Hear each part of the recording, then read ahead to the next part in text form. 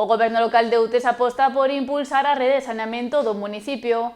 O Executivo realizou diferentes obras para mellorar o servizo, o igual que o de abastecemento da auga.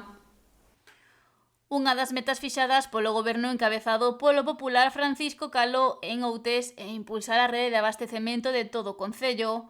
O alcalde do municipio apunta que se está a traballar intensamente para mellorala e solucionar as problemáticas que presenta. É unha prioridade que marcamos desde o minuto en que accedemos ao goberno. Pudemos ver a través das empresas que estaban a traballar na rede de abastecemento que había unhas deficiencias bastante amplias na cuestión da rede de abastecemento.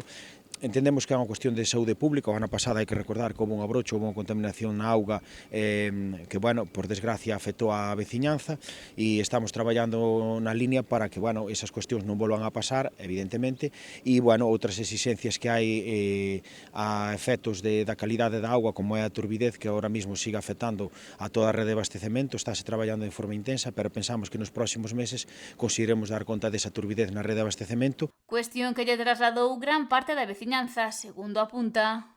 Nos indican constantemente de que a auga lle chega aos grifos da casa con turbidez, que sale marrón, e, creo que vamos dar poder conta deso. A partir de aí tamén se traballou na rede de saneamento.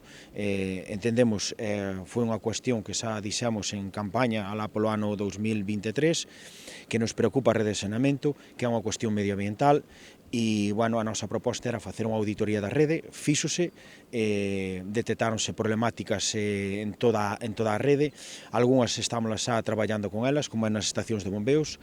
Xa que sinala que na actualidade tiñan unhas deficiencias severas. Bombeos que tiñan que ter traballando 3 bombas nos bombeos, pois apenas había unha bomba, e, había unha rede que é o que arteria un poquinho a comunicación de todas esas augas residuais que a depuradora, que estaban colapsadas, atascadas, e facían que a rede non funcionara en condicións e que se estaba vertendo ao medio natural de forma descontrolada. Nós estamos gastando recursos, tanto propios como buscando financiamento por parte de outras administracións. Neste caso, esperemos poder contar co apoio da Xunta de Galicia para poder eses principais bombeos que temos, uns bombeos que xa temos catalogados como primarios, digamos, que estén en funcionamento e deixen de verter.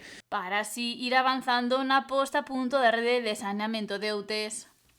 E que podamos dicir que as augas que discurren polo concello de Outes que chegan á ría en calidades óptimas e que non afecte, como sabemos todos, a eses bancos mariñeiros que tanto dependemos deles o concello de Outes, desde logo.